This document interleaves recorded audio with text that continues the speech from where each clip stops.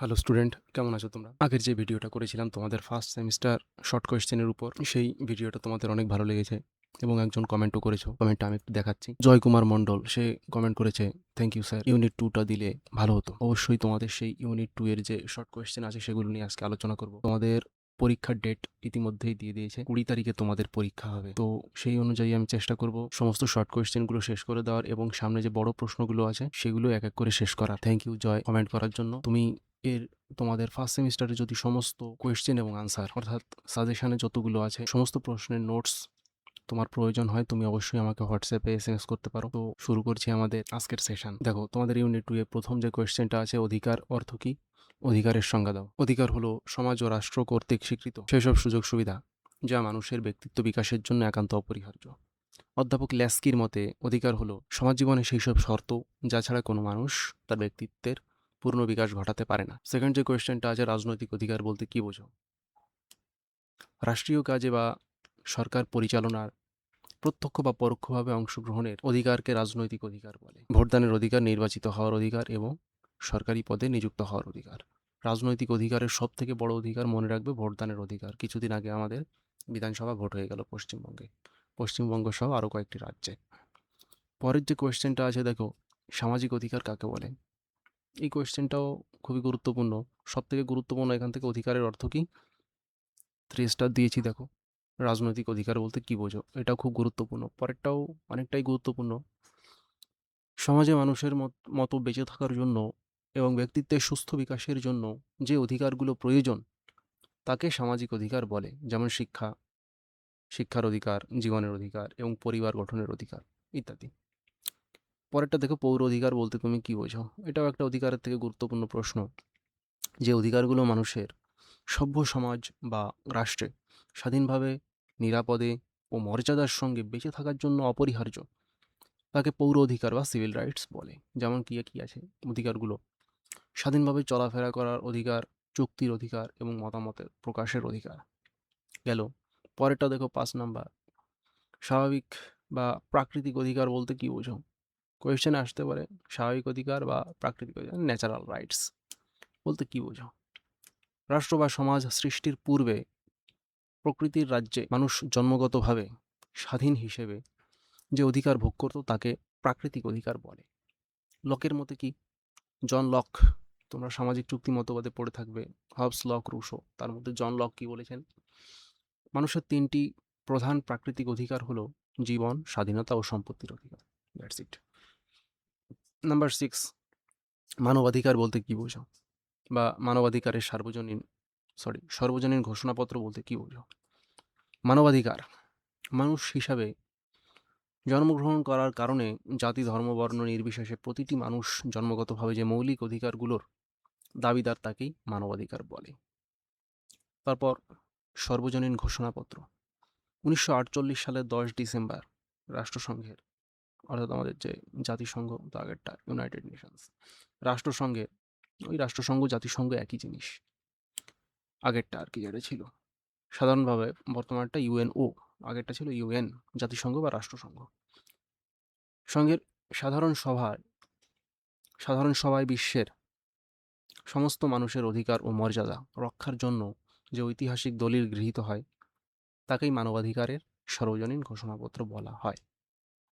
তারপরে 7 নম্বর যে কোয়েশ্চেনটা আছে, দেখো, সংঘবদ্ধ হওয়ার অধিকার বলতে কি? অর্থাৎ সবাই মিলে একসঙ্গে কালেক্টেড হওয়া, এক জায়গায় আসা, নিজেদের বৈধ দাবি দেওয়া, স্বার্থ রক্ষা ও সামাজিক উন্নতির জন্য নাগরিকদের শান্তিপূর্ণভাবে যে রাজনৈতিক দল, সমিতি, সংগঠন বা ট্রেড ইউনিয়ন গঠন করার অধিকারকে সংঘবদ্ধ হওয়ার অধিকার বলে। গেল সংঘবদ্ধ হওয়ার অধিকার কাকে বলে। তারপর 8 নম্বরে যে কোয়েশ্চেনটা আছে, স্বাধীনতার অর্থ ব্যাখ্যা করো, স্বাধীনতার সংজ্ঞা দাও। স্বাধীনতা বলতে বোঝায় অন্যের অধিকারে বা স্বাধীনতায় হস্তক্ষেপ না করে নিজের ইচ্ছা অনুযায়ী কাজ করার সুযোগ এবং ব্যক্তিত্ব বিকাশের অনুকূল পরিবেশ। অর্থাৎ স্বাধীনতা মানে হলো অবাধ উচ্ছৃঙ্খলতা নয়, বরং যুক্তিসঙ্গত বিধিনিষেধের মধ্যে থেকে নিজের বিকাশ ঘটানো। স্বাধীনতার বিভিন্ন প্রকারগুলি কি কি? স্বাধীনতার বিভিন্ন প্রকারগুলি হলো প্রাকৃতিক স্বাধীনতা, আইনগত বা পৌর স্বাধীনতা, রাজনৈতিক স্বাধীনতা, অর্থনৈতিক স্বাধীনতা। আইনগত বা পৌর স্বাধীনতা এটা সিভিল লিবার্টি, রাজনৈতিক স্বাধীনতা স্বাধীনতা, পলিটিক্যাল লিবার্টি, অর্থনৈতিক স্বাধীনতা, ইকোনমিক লিবার্টি, এবং জাতীয় স্বাধীনতা অর্থাৎ ন্যাশনাল লিবার্টি। পরেরটা দেখো 10 নম্বরে যে কোয়েশ্চেনটা আছে, স্বাধীনতার 4টি রক্ষা কবচ উল্লেখ করো। দেখো এটা একটা খুবই গুরুত্বপূর্ণ প্রশ্ন, এবার আসতে পারে 100%, মনে করো আসবেই আসবে। সংবিধানে নাগরিকদের মৌলিক অধিকারের লিখিত স্বীকৃতি, অর্থাৎ যে মৌলিক অধিকারগুলো আছে সেগুলো মার্কিন যুক্তরাষ্ট্র অর্থাৎ আমেরিকা, ভারত এই সব দেশের সংবিধানের মতন খুব সুস্পষ্টভাবে লিখে দিতে হবে। স্বাধীনতা ও নিরপেক্ষ, স্বাধীন ও নিরপেক্ষ বিচার ব্যবস্থা, সরকারের বিভিন্ন বিভাগের মধ্যে ক্ষমতার স্বতন্ত্রীকরণ, সেপারেশন অফ পাওয়ার্স, নাগরিকদের সদা জাগ্রত জনমত, অর্থাৎ নাগরিকদের মত প্রকাশের যে স্বাধীনতা সেটা খুব গুরুত্বপূর্ণ, থাকতেই হবে। সাম্যের সংজ্ঞা দাও। সাম্য বলতে সমাজে কোনো বিশেষ সুযোগ সুবিধার উপস্থিতি, যে প্রিভিলেজগুলো আছে, এবং সকলের ব্যক্তিত্ব বিকাশের জন্য পর্যাপ্ত ও সমান সুযোগ সুবিধা প্রদান করাকে বোঝায়, যাতে জন্ম, জাতি বা ধর্মের ভিত্তিতে বা এইসব কারণে, ধর্মের কারণে কেউ পিছিয়ে না পড়ে বা পিছিয়ে পড়তে না হয়। সাম্যের দুটি রূপ কি? সাম্যের দুটি রূপ কি বা সাম্যের বিভিন্ন প্রকারভেদগুলি কি কি আছে? সাম্যের প্রধান রূপগুলি হলো আইনগত বা রাজনৈতিক সাম্য, অর্থনৈতিক সাম্য, সামাজিক সাম্য। That's it. আইনগত সাম্যের সংজ্ঞা দাও। আইনগত সাম্য বলতে বোঝায় আইনের চোখে সবাই সমান এবং সকলেই আইনের দ্বারা সমানভাবে সুরক্ষিত হবে। এখানে ধনী, দরিদ্র, উচ্চ, নীচ বা জাতপাতের কোনো ভেদাভেদ থাকবে না। পরেরটা দেখো, প্রাকৃতিক সাম্য বলতে কি বোঝো? প্রকৃত সাম্য বলতে কেবল আইনের চোখে সমান সুযোগ থাকাকেই বোঝায় না, বরং সমাজ থেকে কাঠামোগত ও ঐতিহাসিক বৈষম্য দূর করে দুর্বল ও পিছিয়ে পড়া মানুষদের জন্য বিশেষ সুযোগ, যেমন সংরক্ষণমূলক বৈষম্য প্রদান করে সকলকে প্রকৃত অর্থে একই সমতলে নিয়ে আসাকে বোঝায়। গেল। পরেরটা ন্যায় বলতে কি বোঝো? ন্যায় বা ন্যায় বিচার, জাস্টিস বলতে সমাজের এমন এক আদর্শ অবস্থাকে বোঝায় যেখানে প্রত্যেক ব্যক্তি তার যোগ্যতা ও পাওনা অনুযায়ী ন্যায্য অধিকার ভোগ করে এবং ধর্ম, বর্ণ বা সম্পদের ভিত্তিতে কোনো বৈষম্য ছাড়াই স্বাধীনভাবে বসবাস করতে পারে। তারপর দেখো আমাদের 16 নাম্বার কি আছে, সামাজিক ন্যায় বলতে কি বোঝো? এটা অত্যন্ত গুরুত্বপূর্ণ, এবার আসতে পারে পরীক্ষায়। সামাজিক ন্যায় বলতে কি বোঝো? সামাজিক ন্যায়, সোশ্যাল জাস্টিস বলতে সমাজে ধর্ম, বর্ণ, জাতি, জন্মস্থান বা লিঙ্গের ভিত্তিতে কোনো রকম বৈষম্য না করে প্রতিটি নাগরিককে সমাজের সমান মর্যাদা এবং আত্মবিকাশের সমান সুযোগ প্রদান করাকে বোঝায়। গেল। সামাজিক ন্যায় বলতে কি বোঝো? পরেরটা জাস্টিস অ্যাজ ফেয়ারনেস বলতে কি বোঝো? এইবার দেখো, জাস্টিস অ্যাজ ফেয়ারনেস এই রলসের একটা বিখ্যাত একটা থিওরি। এই জাস্টিস অ্যাজ ফেয়ারনেস এটা কিন্তু তোমাদের এবার ব্রড কোয়েশ্চেন 10 নম্বরের প্রশ্নে আসতে পারে। এটি বিখ্যাত রাষ্ট্রবিজ্ঞানী জন রলসের ন্যায় বিচার তত্ত্বের মূল কথা। এর অর্থ হলো সমাজের মৌলিক কাঠামো এমন হওয়া উচিত যাতে স্বাধীন ও যুক্তিবাদী মানুষেরা একটি ন্যায্য চুক্তির ভিত্তিতে সামাজিক ও অর্থনৈতিক সুযোগ সুবিধাগুলো নিজেদের মধ্যে ভাগ করে নিতে পারে এবং সমাজের সবচেয়ে পিছিয়ে পড়া মানুষটিও যেন এর দ্বারা লাভবান হয়। এ থিওরি অফ জাস্টিস কে লিখেছেন? এই থিওরি অফ জাস্টিস এটা জন রলসের লেখা। বিখ্যাত মার্কিন রাষ্ট্রবিজ্ঞানী জন রলস 1971 সালে, 1971 সালটা মনে রাখবা, বাংলাদেশ স্বাধীন হয় যে সালে, অর্থাৎ ভারত পাকিস্তান যুদ্ধ হয় যে সালে, 1971 সালে থিওরি অফ জাস্টিস বইটি লিখেছেন। তারপর পরোক্ষ গণতন্ত্র কাকে বলে? পরোক্ষ গণতন্ত্র বলতে কি বোঝো? এবার দেখো, খুব সিম্পলভাবে বইয়ের ভাষা আমি পরে বলছি, একটা জিনিস মনে রাখবে, যেখানে জনগণ সরাসরি ভোট দেয়, অর্থাৎ দেশের প্রত্যেকটা সাধারণ জনগণ, প্রাপ্তবয়স্ক সাধারণ জনগণ, সেটা প্রত্যক্ষ ভোট, পরোক্ষ ভোট, আমরা অর্থাৎ সাধারণ জনগণ যেই সব প্রার্থীদের ভোট দিচ্ছি তারা যখন অন্য একজনকে ভোট দিয়ে নির্বাচিত করছে তখন সেটাকে পরোক্ষ ভোট বলে। দেখো এবার বইয়ের ভাষায় কি লেখা আছে, যে গণতান্ত্রিক শাসন ব্যবস্থায় জনগণ সরাসরি রাষ্ট্রের শাসনকার্যে অংশগ্রহণ না করে নিজেদের ভোটদানের মাধ্যমে নির্বাচিত প্রতিনিধিদের দ্বারা পরোক্ষভাবে শাসনকার্য পরিচালনা করে তাকে পরোক্ষ বা প্রতিনিধিত্বমূলক গণতন্ত্র, ইনডিরেক্ট যে ডেমোক্রেসি আছে বা রিপ্রেজেন্টেটিভ ডেমোক্রেসি বলে।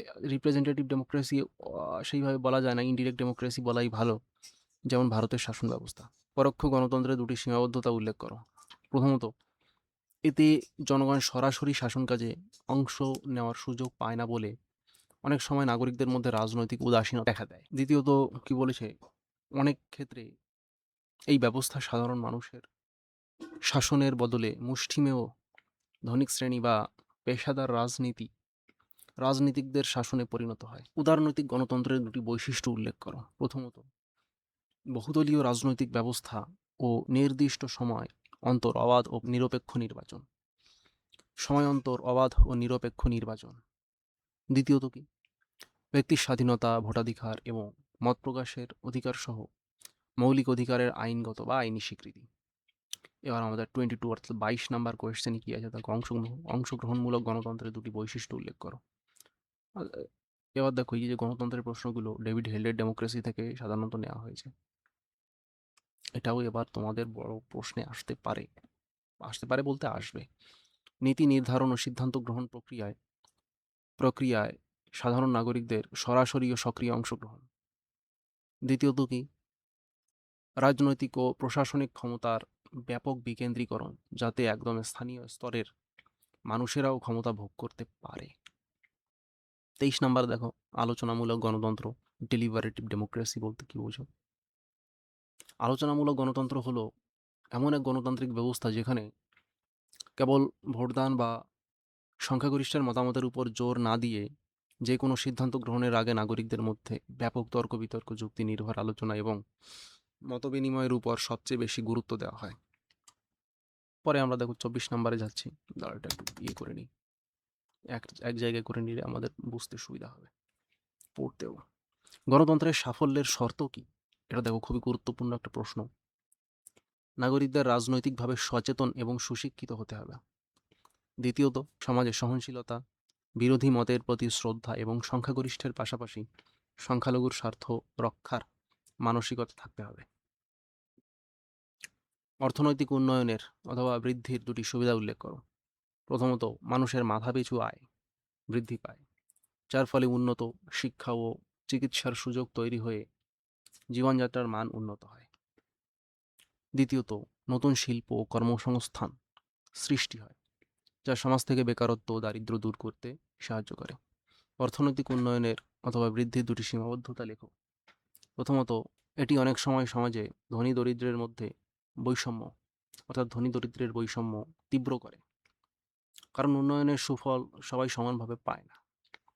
দ্বিতীয়ত, দ্রুত ও অপরিকল্পিত শিল্পায়নের কারণে যথেচ্ছভাবে প্রাকৃতিক সম্পদ ব্যবহৃত হয় এবং মারাত্মক পরিবেশ দূষণ ঘটে। দেখো, তোমাদের যেহেতু পরীক্ষা খুব তাড়াতাড়ি চলে এসছে, তোমাদের যদি এই নোটসগুলো পিডিএফ আকারে দরকার হয়, তোমরা নির্দ্বিধায় আমাকে হোয়াটসঅ্যাপে SMS করো ইমিডিয়েটলি।